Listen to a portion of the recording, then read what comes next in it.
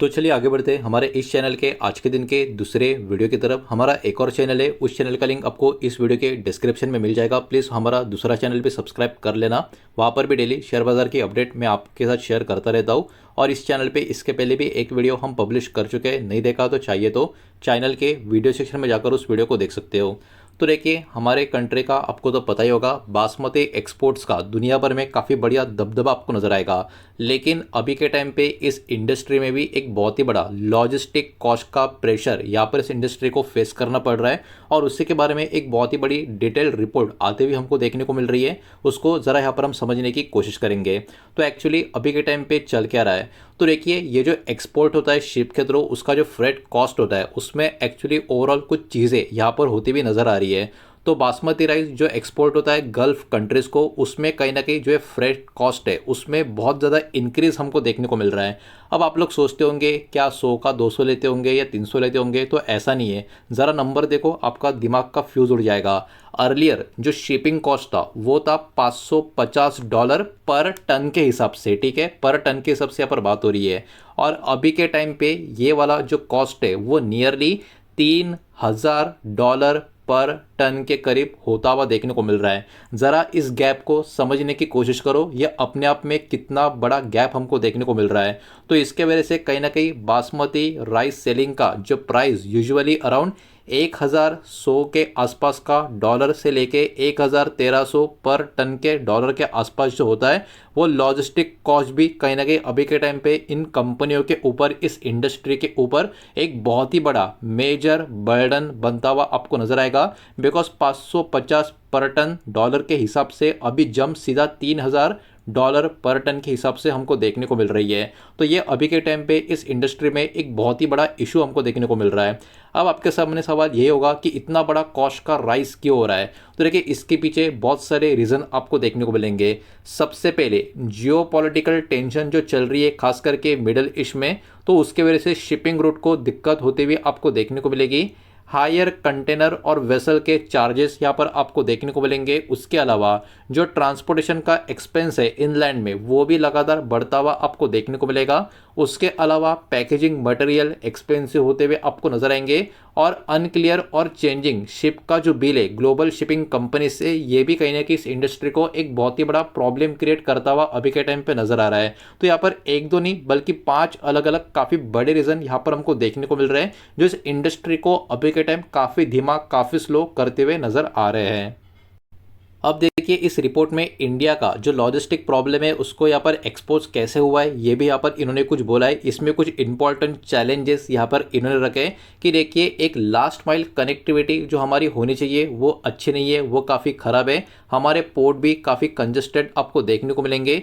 Cargo का जो movement है उसमें भी डिले हमारी तरफ से देखने को मिल रहा है। उसके अलावा जो पेपर वर्क है और जो कंप्लायंस रूल है वो भी हमारे कंट्री के या इस इंडस्ट्री के काफ़ी कॉम्प्लेक्स हमको देखने को मिल रहे हैं। और जो शिपिंग चार्जेस, उसमें अचानक से जो हिडन शिपिंग चार्ज ऐड होता हुआ जो नज़र आ रहा है, वो भी अभी के टाइम पे बहुत ही बड़ा चैलेंज इस इंडस्ट्री के लिए बना हुआ है। और इसका इम्पैक्ट क्या हो रहा है, इसका इम्पैक्ट इंडिया का जो एक्सपोर्ट का कॉम्पिटिटिवनेस है वो कहीं ना कहीं कमज़ोर करता हुआ नज़र आ रहा है और आगे और कमज़ोर कर सकता है। इसके कारण हमारा कंट्री का, इस इंडस्ट्री का जो एक्सपोर्ट का ग्रोथ है वो भी कहीं ना कहीं स्लो डाउन होता हुआ नज़र आ सकता है, जो किसी भी तरीके से अच्छी बात नहीं है।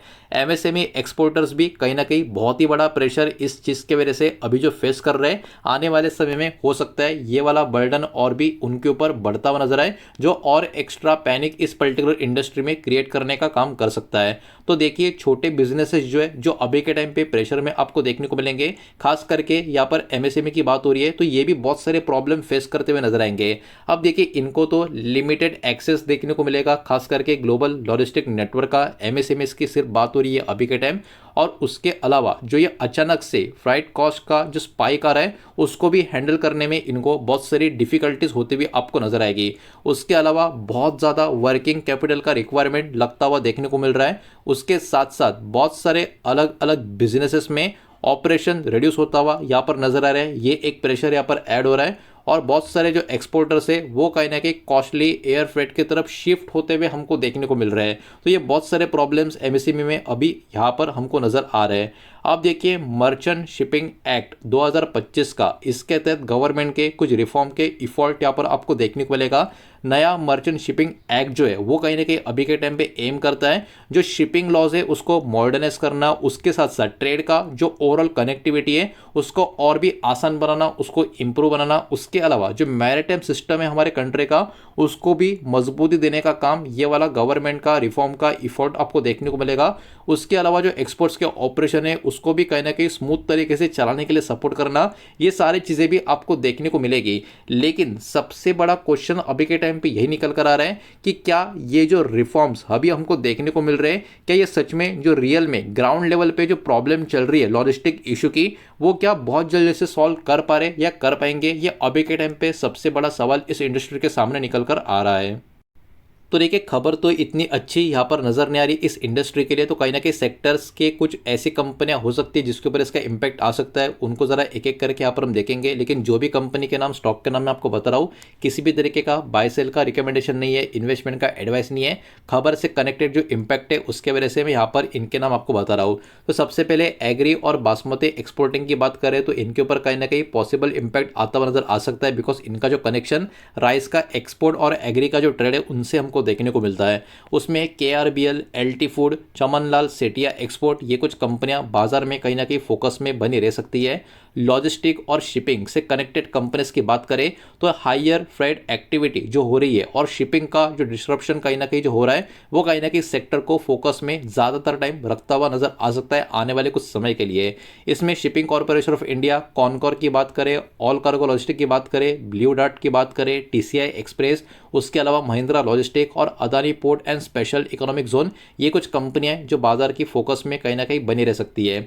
अब देखिए इंडिया के लिए एक बहुत ही बड़ा इकोनॉमिक कंसर्न भी यहाँ पर आपको देखने को मिलेगा। ये जिस इंडिया के लिए मैटर क्यों करती है, तो देखिए इंडिया एम कर रही है बनने का $1 ट्रिलियन का एक्सपोर्ट इकोनॉमी, और इफिशिएंट लॉजिक और सप्लाई चेंज कहीं ना कहीं बहुत ज़्यादा क्रिटिकल होगी अगर इस 1 ट्रिलियन एक्सपोर्ट का इकोनॉमी का जो डॉलर में है उसको अगर हमको अचीव करना है। तो हाई लॉजिस्टिक कॉस्ट जो अभी के टाइम पे ये इंडस्ट्री का बहुत ही बड़ा जो कहीं ना कहीं एक प्रेशर पॉइंट बन रहा है, वो भी कहीं ना कहीं इंडिया का जो ग्लोबल कॉम्पिटिटिवनेस है उसको भी कहीं ना कहीं रिड्यूस करता हुआ नजर आएगा।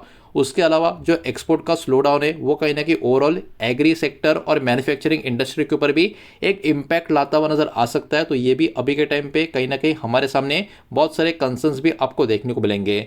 कुछ एक्सपर्ट्स की बात करें क्या क्या यहाँ पर ज़रूरत पड़ सकती है इंप्रूवमेंट्स की, तो देखिए हमारा पोर्ट का जो इंफ्रास्ट्रक्चर है वो कहीं ना कहीं और बेटर यहाँ पर हम कर सकते हैं।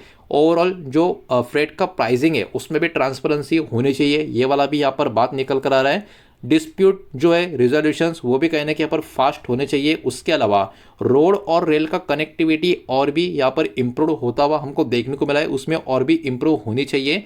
इसके अलावा जो ओवरऑल कॉम्प्लायंस प्रोसेस है एक्सपोर्टर्स के लिए आसान होना चाहिए, और जो शिपिंग का इकोसिस्टम है हमारी कंट्री का और भी मजबूत यहाँ से होना चाहिए। ये कहीं ना कहीं इस इंडस्ट्री के एक्सपर्ट्स का भी यहाँ पर एक पर्टिकुलरली पॉइंट यहाँ पर निकल कर आ रहा है। तो ये खबर अपने आप में काफ़ी बड़ी यहाँ पर नज़र आ रही थी, उसको ही मैंने आपके सामने यहाँ पर प्रेजेंट किया। लेकिन सारा का सारा डेटा एजुकेशनल और इन्फॉर्मेशनल पर्पस के हिसाब से ही है, किसी भी तरीके का इन्वेस्टमेंट का एडवाइस या स्टॉक का रिकमेंडेशन मैं आपको यहाँ पर नहीं दे रहा हूँ। मल्टीपल ग्लोबल और जो डोमेस्टिक फैक्टर है, बहुत सारे जो बिजनेस सेक्टर्स का न्यूज़ जो आ रहा है वही मैंने आपके सामने यहाँ पर प्रेजेंट किया है। उम्मीद करता हूँ वीडियो आपको समझ आया होगा, पसंद आया होगा। तो वीडियो को लाइक करें, दोस्तों से शेयर करें, पहली बार चैनल पे आ चुके हो तो सब्सक्राइब भी कर देना, और कोई भी स्टॉक में निवेश करने से पहले खुद की स्टडी रिसर्च जरूर करें, फाइनेंशियल एडवाइजर की सलाह जरूर ले। मिलते हैं नेक्स्ट वीडियो में, धन्यवाद।